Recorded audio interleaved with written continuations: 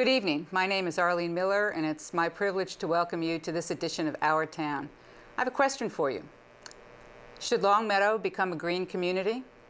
Well, my guest this evening is Jim Barry, and we're going to have a conversation about that question. And my hope and goal is that by the end of the conversation, that you, as a resident of Longmeadow and as a voting member of our town meeting, will have an answer to that question, and you'll have an opinion about that question. So, Jim, welcome.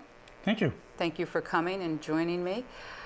First of all, why don't you, I can give your title. You work with DOER, which means not much but to me, but... So I'm Jim Barry. I work with the Department of Energy Resources, the Green Communities Division. DOER, right. Department of Energy Resources, Green Communities Division, which is a brand new division in state government that was created in 2008 with the passage of the Green Communities Act.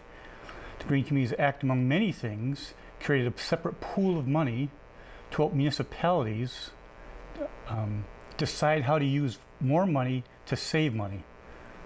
Okay. So we're talking about energy efficiency primarily. Okay. So the Green Communities Act allows for energy efficiency programs and renewable energy programs. And a subset of the money is only for municipalities. Okay. And the money can be used for energy efficiency programs in schools, town halls, fire stations, or it could be used for renewable energy. So if you wanted to put solar panels on a school or on a fire station. But in order to get at that money... You're way ahead of me. This is great. In order to get at that money... So first of all, is Longmeadow a green community? No, East Longmeadow is not yet a green community. We're Longmeadow. Sorry, excuse me. Oh, yeah. Neither is okay. No. a green community yet. In order to become a green community, there are 5 criteria that you must meet. Longmeadow took part in some no-cost planning assistance with Pioneer Valley Planning Commission to understand those 5 criteria. You walked down the road to become a green communities. Of the 5 criteria, some are already accomplished in Longmeadow. So the 5 criteria.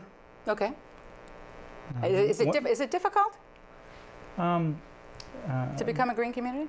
Well, there's 110 municipalities out of 350 have already done it. Okay, and so they've been getting money from the state. So towns like Rowe, the population of 540 people, are a green community. Cities like Springfield are a green community. Medium-sized towns like mine, Belchertown, is a green community. So is it difficult? Is it hard? I guess the answer to that is it's a worthwhile process that takes a fair amount of effort by people who believe that the process is worth doing. One of the main criteria refers to how you decide to use energy in your own town buildings. And it requires that you make a baseline understanding of the energy you're already using. So essentially an audit. Well, you start with just accumulating data of the energy you're using in town hall, plus the energy in a fire station, plus the energy in a school, and add it all up. Right. And get a baseline number. And that's data that's available. That data is available. Readily available. In fact, we offer free software that lets you look at your own electric bill online. The town's electric bill. The town's electric bill. So when the utility sends you an electric bill, they also send it to the computer in the sky. And someone in town can look at that electric bill and see, in this building, for this month, how many kilowatt hours did we use compared to a year ago? So, and as you do energy efficiency programs, you should be able to see that that number goes down. So you said there are 5 criteria. Is that one of them? That's the 3rd one, yep. Let's go through them. So let me just finish because I think the 3rd one's really important, that even if you weren't interested in becoming a green community. Okay, great. Even if one of the other 5 was a huge stumbling block, to understand where we are as a community, where our tax dollars are going. You would want to do that anyway. You would want to understand where is our energy. And the second half of criteria 3 is to create a 5-year plan to reduce that number. That's where some audits come into effect. So you might have the utility come in and look through the building and say, if we replace these lights, we can save some energy. If we add some insulation, we can save some energy. So you begin to create a plan of what you might do. And that translates into saving dollars. Money. Taxpayer dollars. Right. So you could choose to spend a little money now on insulation, and as a result, you're paying less money for oil that we are importing from countries that don't necessarily care for us. So you don't necessarily have to be a green freak or an environmental freak to support this. Being a taxpayer who's paying for those bills is enough incentive to support saving money on energy in the buildings. Is that what you're saying? Exactly. As you probably know, I've only been working for the state a few years. I was a selectman in Belchertown for 6 years, and before that I was on a planning board. And being involved with town budgets, we were always coming up against what are we going to do, especially as the price of oil keeps going up, the price of electricity keeps going up, yet the money we receive from our residents is not going up at the same rate. The amount of money we receive from the state is not going up at the same rate. Right. You have to do some things within your budgets to slow the growth of costs. And energy efficiency is a fiscally prudent thing to do. And it's The not, fact that some people want to save the planet and save it for the grandchildren, that's great. But dollars and cents, from a taxpayer viewpoint, it makes all the sense in the world, even if you never become a green community. Okay, so that's number 3. That's number 3. Okay, so where do you want to go from there? We can Bouncing go all over back the to place? one. We can go back to one. Okay, let's Sure. go to 1. So criteria 1 refers to zoning to be more friendly to businesses that are doing energy programs. So for instance, I used to say that the problem with Massachusetts for businesses coming in is, where can I put my business? And the answer to that is, it's all about zoning. Well, since I work for the state, I can't say the problem with Massachusetts. I say the challenge for some businesses is, where can I go to put in my new building? So what we're asking for is, if you're to be a little bit more business friendly towards businesses that do energy, renewable energy, such as solar PV manufacture, or solar PV research and development, or solar PV generation. And you don't have to do all of them. It doesn't have to be everywhere in town. It doesn't mean that you can change the bylaw to let anybody come in and just do anything. You can still have oversight. The Concom is still involved. The planning board is still involved. You still have site plan review. And the city of Longmeadow? Town of Longmeadow has changed the zoning to allow for solar PV in some areas of town with less red tape. Okay. So you've already complied with So criteria 1's done. One is done.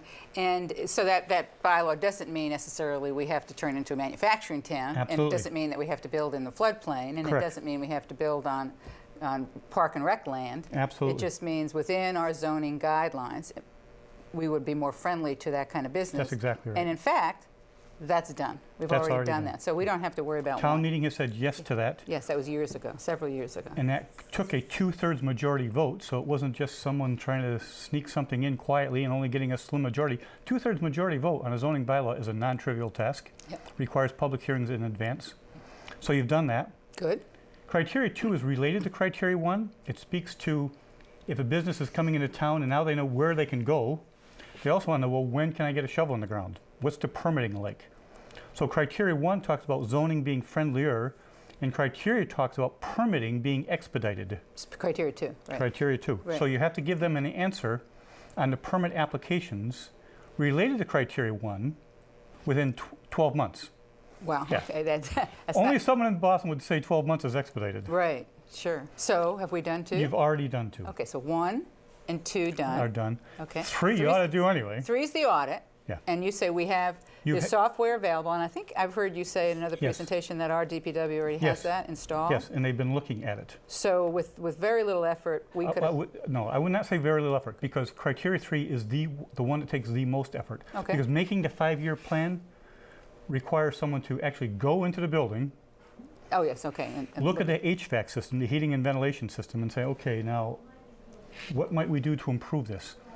Are there fans that are on 24/7 that we should replace or an with old boiler. or an old boiler? That's easy.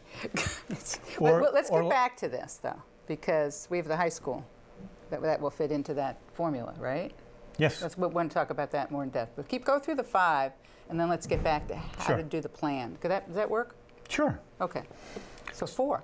So the fourth one, so criteria 1 and 2 refers to how are we, as terms of being a little bit business friendly to renewable energy corporations, which might very well increase the tax base, by the way. If you have a new Okay. corporation coming into town and paying taxes without a bunch of houses that put kids into school, then those taxes are used for services, not just for teachers. So from a former selectman, businesses that come into town and pay taxes are a wonderful thing to have in a community. Right. Well, Longmeadow is pretty much built out, so I don't know how Not much gonna get- room there is for businesses to come in town, but that's nice possibility. So criteria 1 and 2 talks about that. Okay. Criteria 3 talks about the energy we use in our buildings. And criteria 4 talks about the energy we use in our town vehicles. Okay. So we asked the Board of Selectmen to pass a fuel-efficient vehicle policy that states, in the future, if they're procuring new vehicles for the community, then those vehicles will be fuel efficient wherever practicable. So that means that has to be an important word. fire trucks, we're not going to require you to get a hybrid and put water hoses on the back of it. Okay? Fire trucks are exempt from this policy. Police cruisers are exempt from this policy. Large DPW dump trucks are exempt from this policy. But in some cities, where perhaps the assessors have a bunch of vehicles, or the city councilors get vehicles, or the point would be that any new vehicles being purchased would be fuel-efficient vehicles. And again, we're talking about relatively smart, efficient vehicles. We're not talking about smart cars. We're not talking about hybrids. We're talking about reasonably priced, reasonably miles per gallon for vehicles. Do you have a mile per gallon standard for that? Yes, and it's all laid out in the proposal. Okay. So 3 and 4 talk about how the municipality uses energy. Something we'd want to do anyway. Okay. Something you'd want to do anyway. Okay. Criteria 5 refers to all the new construction in the municipality will be more energy efficient than it had been otherwise. Yeah. How do we do that? So when the legislation was passed, the genius of the legislation of the Green Communities Act was to put local decisions at the local level about energy spending. So when the legislation was written and it said new construction will be more energy efficient, the people in the government who have to promulgate the legislation say, how are we going to make sure new buildings are energy efficient? At around the same time, the building codes, the people who create new building codes for all of our buildings, we're in the process of upgrading their building codes. Which happens periodically. Every 3 years, the building code is rewritten. And so in 2006, the requirements for insulation in a new house was X. In 2009, the requirements for insulation was a little different. It was X plus Y. In 2012, it's likely to be even more different. Sure. So in the process of creating this new energy code, they decide that there's always that debate about how far do we go? Because some people want to go to the nth degree and some people say, hey, relax a minute now, let's not go too far. So the compromise, which often happens in politics, is let's move the 2006 code up a little bit, and we'll have an optional part of the building code that people could choose to adopt or not, called the stretch code. It's a bit more of a stretch, a bit more energy efficient than the standard code. So the building regulations, the people who promulgate building codes, said, here's a new stretch code we all have to follow, and if you choose, you could here's a new building code that we all have to follow, and if you choose to, you could vote to adopt the stretch code, which makes it a bit more energy efficient. I noticed you did just this. You didn't do this on the stretch code. Yeah, Okay. that's done on purpose. When it first came out, there was a lot of confusion, concern, uncertainty about, well, what are you talking about? How bad is it? How you're going to make me put solar panels in every single house? What are you trying to do to us? When you read the stretch code, it might even sound to people who aren't builders, this is pretty different. As it turns out, in terms of dollars and cents and the extra expense that you would have if you were to build a new house under the stretch code versus a house under the existing code, there is a difference in price. It will cost you more money. The figures are anywhere from $2,000 to $3,000 to $4,000 on a medium-sized home. Medium-sized to me is 2,000, 2,500, 3,000 square feet. If you're building a McMansion, it's likely to cost you quite a bit more. It's unlikely you would notice. That's a good point. It's unlikely you would notice. And the increase in your monthly mortgage to pay for these extra insulation, extra testing, extra ability to make sure it's energy efficient, the increase in your monthly mortgage over a period of a year, that total extra dollars is less than the money you're going to save in oil and electricity. Okay, you need to say that one more time. So to repeat that. Yes, it would cost you to build a new home to the stretch code. It will cost you more money than if you built it without the stretch code. But the money you're going to save on oil and electricity is more than the money you're spending on the monthly mortgage. So it's a payback to the homeowner? Immediately. On a new home? It's a positive cash flow year one on new homes. Okay. And when we first said that, people said, that's a lot of baloney. And when we first started, we said, well, this is what the computer models say. But we've been doing stretch codes for 3 years now. Okay. And we've had experience with builders. Some who were Skeptical. Good word. skeptical about it.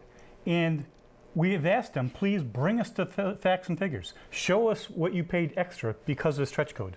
Because if we really are forcing people out of the market, if we are forcing builders to be spending more than the market will bear, if we're putting people at a disadvantage, we need to know about it because, well, I've been around long enough to know that some laws that are passed have unintended consequences. We haven't found one yet. No one has come back to us. Even those who are most skeptical, even those who have been most unhappy about this process, have not been able to show us that it does in fact cost outrageous amounts of money and has caused a reduction in sales. So this is great. So what I would like to do is just stop for a minute, take a pause. So far you've said that there's a pool of money available at the state, and we want to go back into to define some of that, and that in order to become a green community you have to meet 5 criteria. I'd like to get back to 2 of those 5 to talk a little bit more about those. But so let's say we go through all this and we meet the criteria, we become a green community. What's the benefit, Sure. other than doing these things, what's the benefit to the community, to the taxpayer and to the residents Sure. to being a green community? Who cares? So unlike other state programs which are you must do this or else, this is a program that says if you choose to do this, there is money set aside only for those who choose to do it.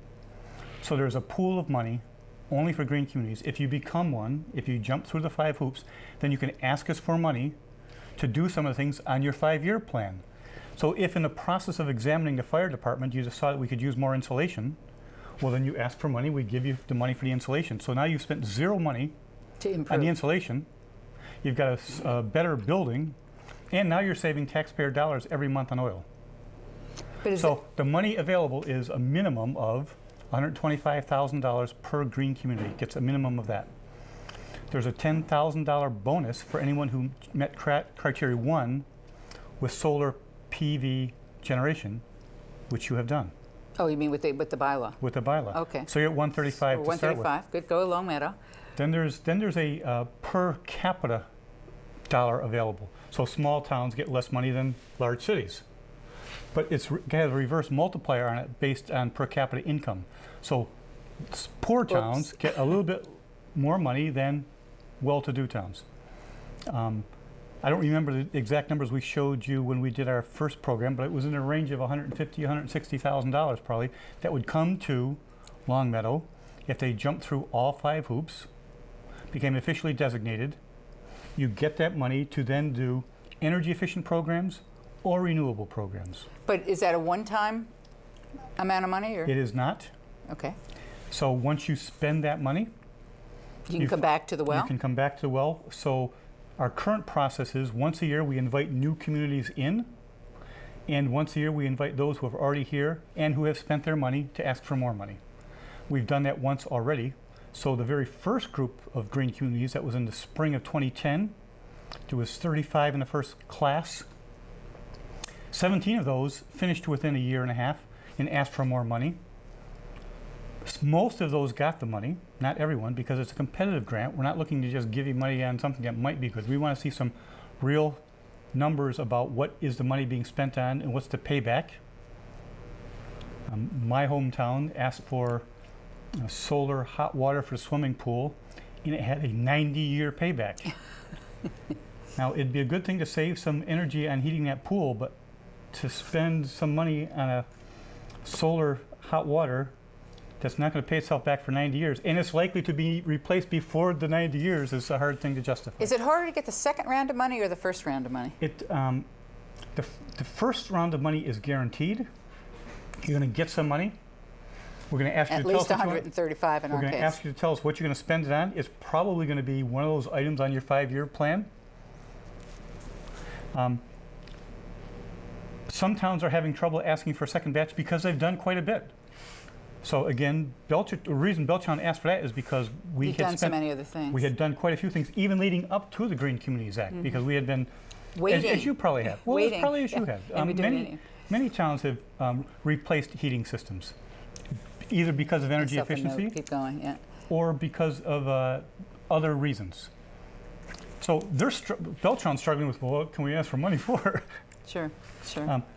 Many cities, Holyoke, Springfield, they got a list of things to do, and it's unlikely they're going to run out of things to ask money for. All right, let's just recap where we are. So, if you becoming a green community is an option. It's not something you have to do. Right. The process is it takes 5 steps to become a green community. Longmeadow has met 4 of the 5 to date. So the last one is the stretch code. No, that's not true. We haven't done the audit necessarily. You probably don't have your criteria 3 completed. You're partway down the path Right, of understanding the baseline. The audit, that's correct. You might not have the 5-year And the plan. correct. Okay, I'm sorry. So we've got 3 of the 5, and probably not too difficult to get the 4th one done. The 5th one is the stretch code. Yes, ma'am. Okay, and then if you do become a green communities, you've got access to this pool of money to help improve your energy efficiency in your community. So there's a couple of things there I want to embellish and go forward with.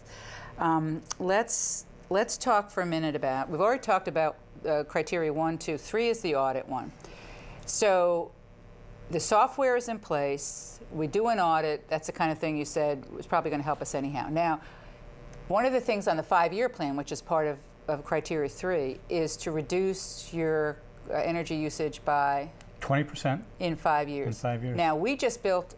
I'm of the understanding that because we just built a new high school, taking down the old high school, replacing the old high school with a new high school that's much more energy efficient, that if we get into this audit, get that done in 2013 possibly, we can still use the savings from the new high school toward our 20%. Is that accurate? Well, it's not quite as simple as that. Okay. So we're going to want to know how much energy did you use in the building. We have a baseline year. So we allow you to go back a year or 2 Okay. and decide how much money did we use in fiscal year 2011, for instance. How much energy we use in all of these buildings. Right. And if one of these buildings is now taken out of the system And replaced. and replaced, we're going to subtract all of that energy out of the system because you've reduced the energy. However, you replaced it with another building, which is probably bigger. It's probably going to use. Actually, it's not bigger. It might use more energy. It May or may not use more energy. Yeah. My understanding is going to be very, very much less energy. So what we're going to be looking more towards is MMBTUs per square foot. Okay.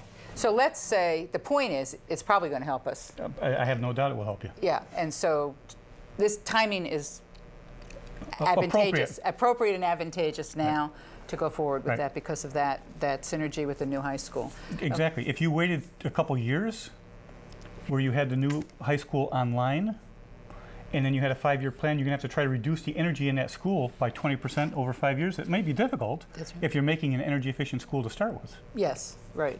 But we have a So- lot of other buildings to pick on, but that's okay. Is lighting included Absolutely. in that sort of thing? Street lighting as well as tennis court lighting? I know tennis court lighting is important to me, but Well, there's a couple things. So, lighting within the buildings are absolutely part of the calculations. Your public utility will come in and offer you a free energy audit of your lighting in the buildings. in all of your buildings. They will come into every single one of your buildings. If you replace these old fluorescent lights with new fluorescent lights, you will save X kilowatt hours, and it will show you the real numbers. And in fact, they will pay up to 70% of those new fixtures and put the rest of that money on your bill on a monthly basis going forward. So it costs you nothing in terms of cash flow. Right. We may have done some of that already. I don't know in Long You Meadow. may But very what well. about streetlights? So streetlights depends who owns them.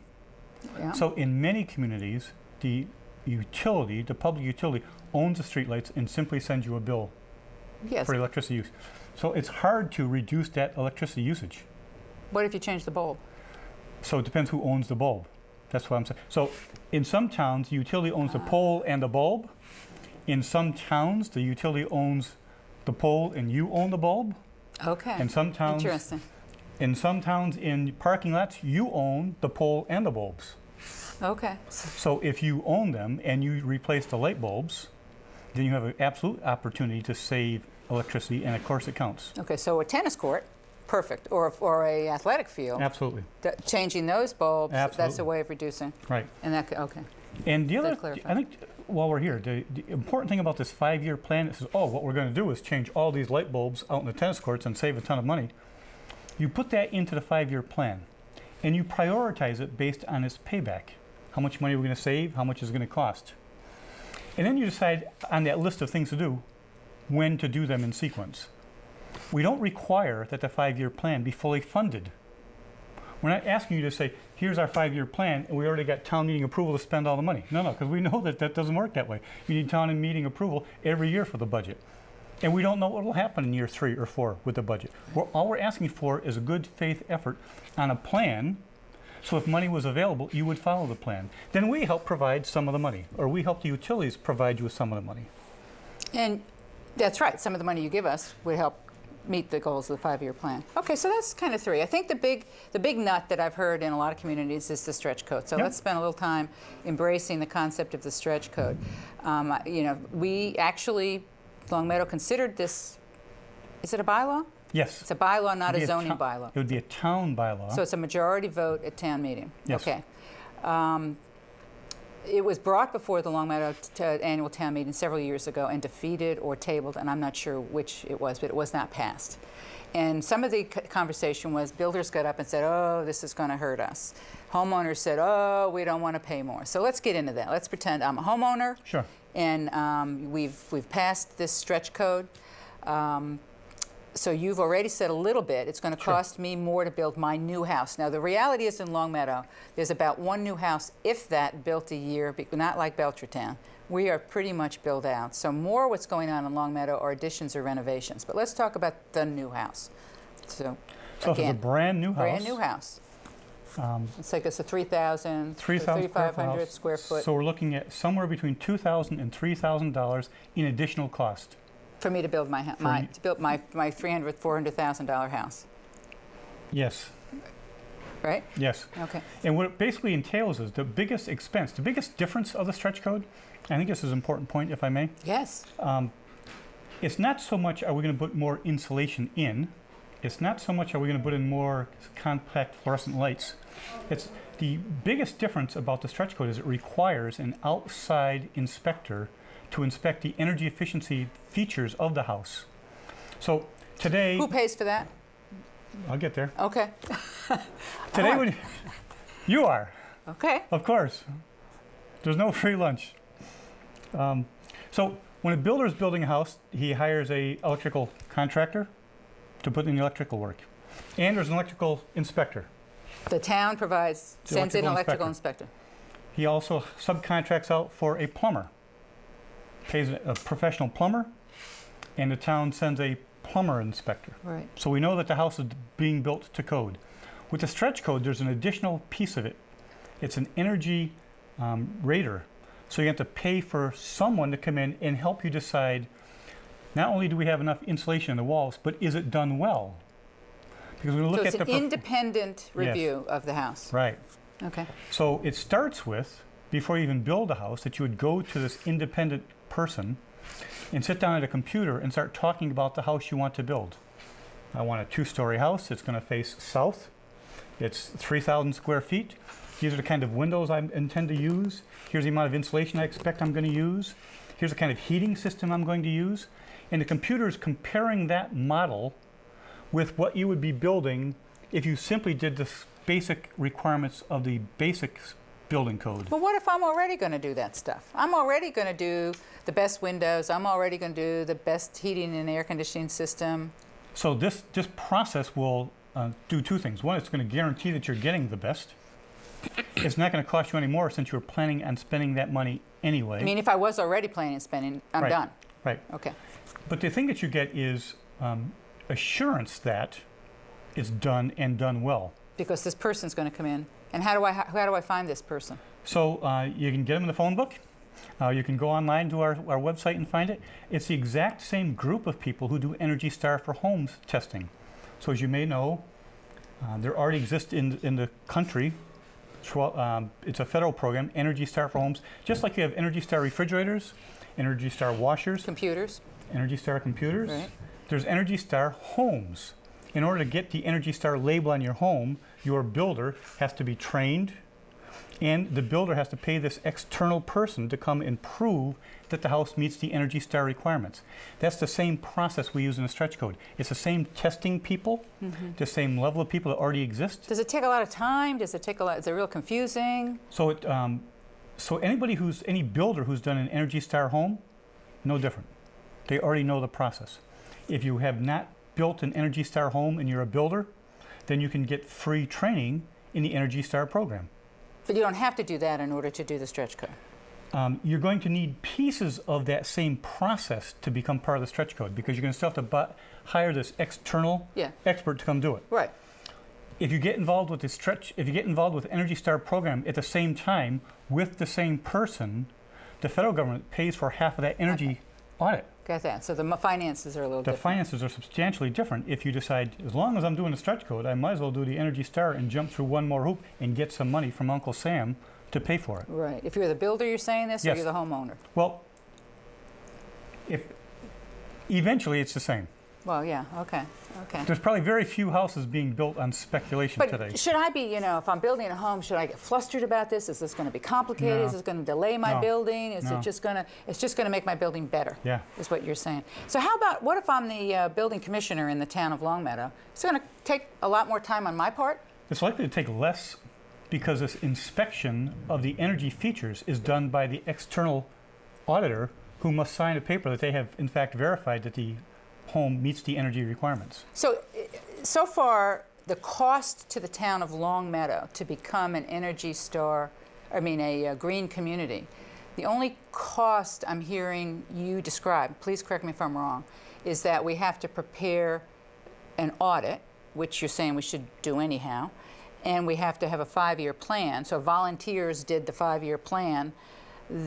So tell me what's it going to cost the town of Longmeadow. You just itemize it. Am I correct about that? So it's really, so It's not taxpayer dollars to do the stretch code, for instance. No, it's just a town meeting vote. And it's presenting it. That's your job. And then the audit we probably should do anyhow. The plan we may or maybe should do anyhow. It might not cost us any money. The building commissioner's not going to be spending a whole lot more Correct. time on his job. So Correct. in your opinion, it's not costing the town of Longmeadow Correct. money to do this. Okay. Correct. Great. So why doesn't everybody do it? What's the big deal? Well, again, when we first started and we offered our opinion on what the extra cost would be, some builders said, there's no way in heck you can do it at that cheap rate. And if you have people in town who are builders and they're your neighbors. The $2,000 to $4,000 rate? Does Does that include the cost I'm paying this consultant to come in? It includes everything, Yeah. soup to nuts. Because again, as the standard building code becomes more energy efficient, as the basic requirements for all houses without the stretch code become a bit more energy efficient, the biggest change, both in terms of money and time, is this external person coming to help you to design the house properly from the first point. So when you're first designing the house and you've got everything, you've got windows that are less than optimal, the person's likely to say, if you spend a little bit more money on windows, you can do a whole lot better job. If we do a little bit more He's not insulation. telling you have to buy this kind of window over that kind of window. He's Absolutely just not. saying make it more energy efficient. So in the process of designing the home, you have even more options than with the standard code, because you need to become more energy efficient than the base code, but we don't tell you you have to do it with insulation. Maybe you decide that you're going to use standard insulation, but you want a super duper, very expensive, state-of-the-art heating and ventilating system that's going to use almost nothing in terms of As long gas. as you meet the standard, you're done.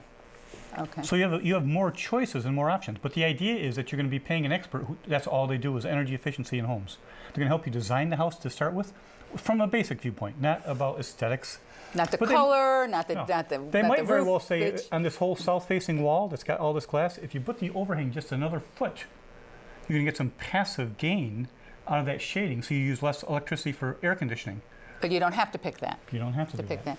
that. I would be very remiss, being that this is Longmeadow, not talking about remodeling and additions, because Right. as I said, there aren't a lot of lots that are going to be building new homes in Longmeadow. So most likely, the homeowner is going to be facing an addition. Now, if I put on a 10 by 20-foot addition on my house, do I have to do this whole process in the rest of my house? No, absolutely not. So the stretch code for an addition only applies to the addition. You do not have to hire an external person to come prove it.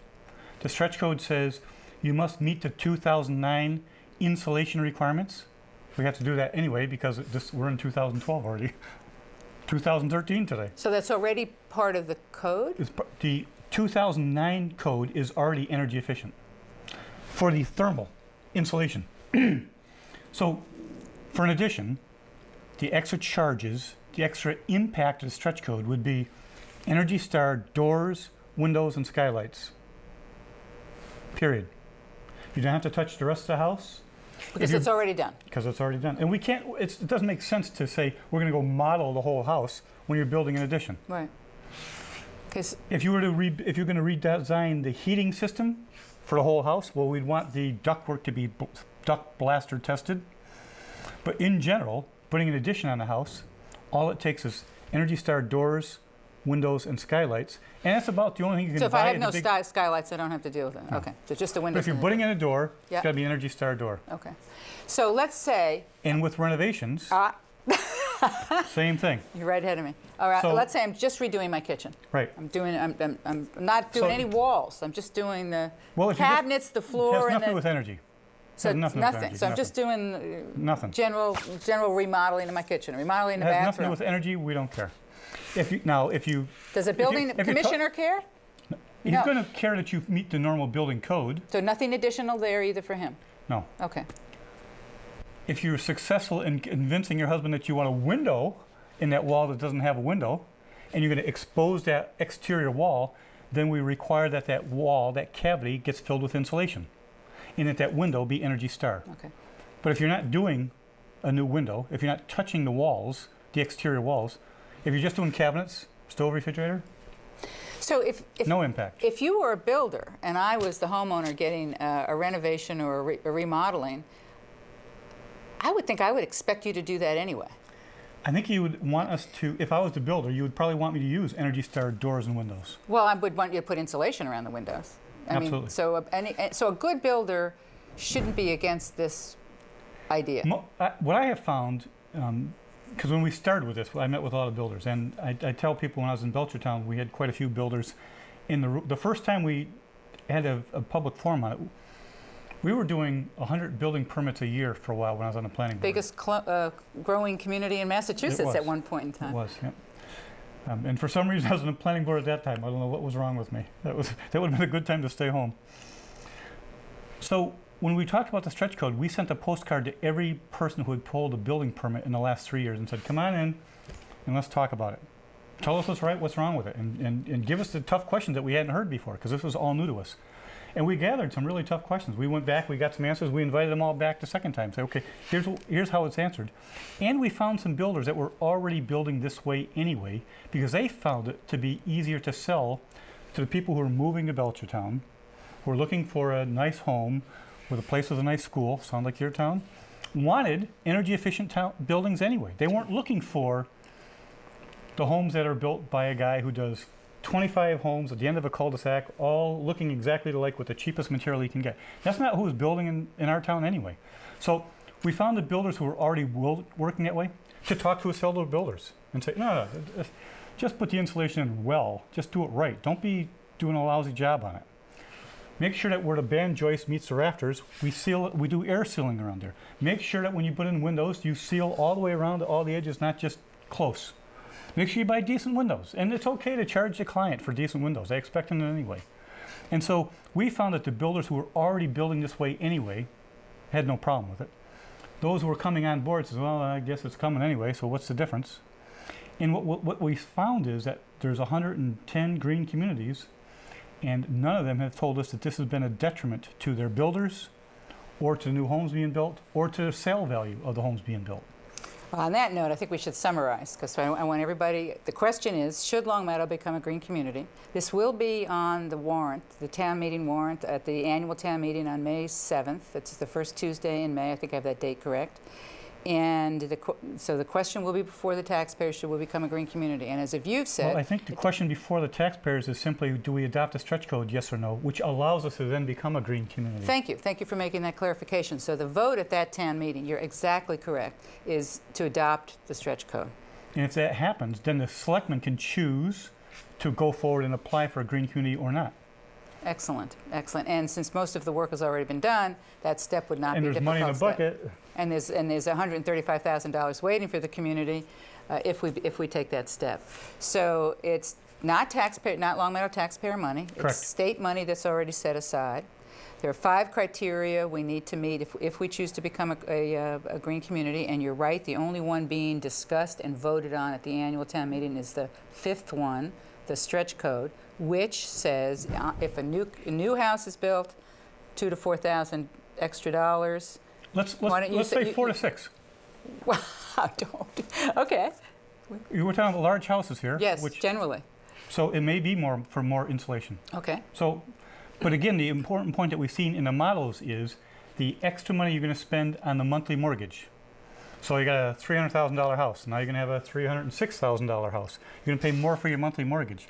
The increase in your mortgage payment for the year is still less than the savings that you get from having an energy efficient home. Yeah, and that's a key point. Remodeling, only windows and doors involved. Additions, only the size of the addition and its windows and doors. Windows and doors. So that's the impact. No more impact on the building commissioner. No expense to the town. Savings, savings, savings. Historic buildings are exempt from the stretch code. Forgot to ask that. Excellent. Historic buildings, whether they're new, any kind of renovations or additions to historic buildings, the stretch code is exempt. Just follow the standard building code. Excellent point in Long Meadow. So we're going to wrap that up. I want to thank you so much for taking the time to do this. I think you clarified a lot of issues for me. I appreciate that. You're welcome. And I hope that the listeners understand. If they have questions, to please.